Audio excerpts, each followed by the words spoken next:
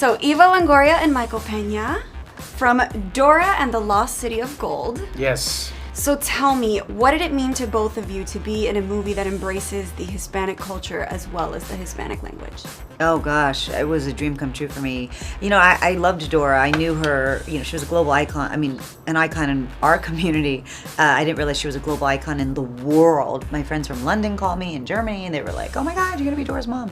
So I was really, really excited. And then I read the script and I thought, oh my gosh, they really nailed this adaptation of the cartoon. Yeah, because when you hear about a movie, like an adaptation of a TV show, I was interested for sure, but you don't know what the execution's going to be like. So obviously, like, you know, the fact that the director is a great director and he's tackled this kind of material before was awesome.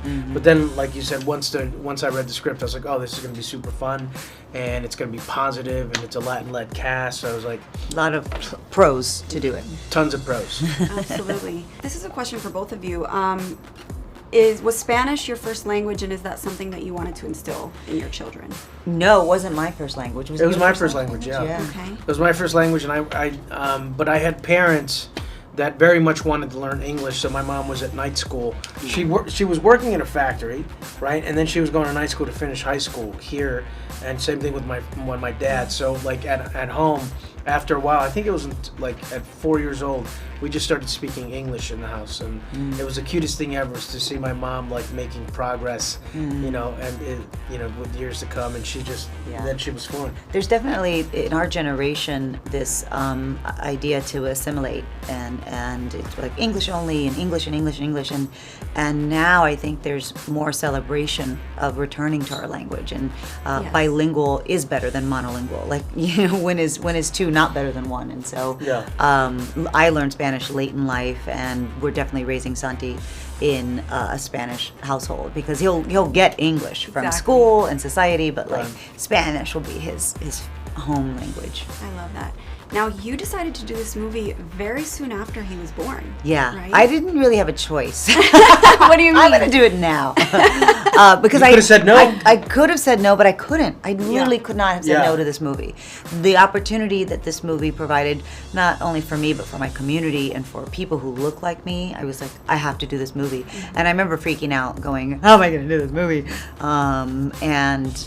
Just pulling the trigger and going, "We're gonna do this. We're taking the Such a family. trooper. We're taking everybody to Australia, and we're gonna do this. And you guys are gonna be there, and you're gonna support me, And you're gonna be happy, and you're gonna like it. You're gonna like it." And they did. Tell me what it meant for you guys to play a part in this movie. Was it something that was part of your childhood? Did it come full circle? Yeah. Really? That's a great way to say it. Came full circle. It's crazy. For me, I mean, Dora was such a part of my childhood, and even shooting the movie, I feel like I really, in a lot of ways, got in touch with my inner child. Even my childhood best friend actually came to Australia, which is where we shot, and stayed with me and came to set for weeks, and it was like, yo, this is crazy. It's full circle. It's weird. Oh my God. Yeah. I grew up with Dora. I had the haircut growing up. I was pretty much asking for people to call me Dora. Been manifesting this for years. Yeah, and everyone thought that it was like an insult or something, or like they were teasing me or something, but like now I'm getting paid for it, so you win. yeah. Exactly. And they lose. Now, I know your uncle is Mark Wahlberg. He is that person. What is the best piece of advice he's given you in terms of acting?